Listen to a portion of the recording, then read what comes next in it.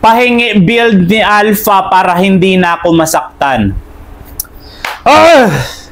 Gusto ko lang ipaalala sa inyo na ang sakit ay kasama sa buhay yan at sa laro. Kapag nagmahal ka, masasaktan ka talaga. Hindi pwedeng hindi. Kapag naglalaro ka ML, masasaktan ka rin talaga, okay? Kasama na ng buhay natin ang sakit. Pero dahil main hero ko si Alpha, ito ang build ni Alpha na hindi ka masyadong makakaramdam ng sakit. Masasaktan ka pa rin, pero hindi naman sobra-sobra. Tough boots, okay, para hindi sobrang tagal na ma-stun ka at makabangon ka kaagad kapag nasaktan ka.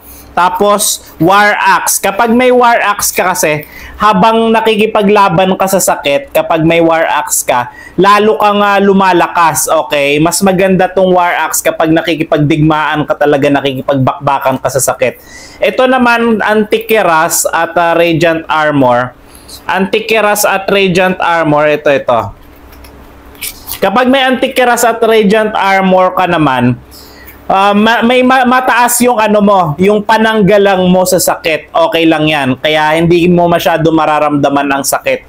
Tapos ito naman, magkakaroon ka ng, kukunat ka rin kapag mababa na yung buhay mo. At ito naman, Blade Armor, ibinabalik mo yung sakit na pinaramdam nila sa'yo.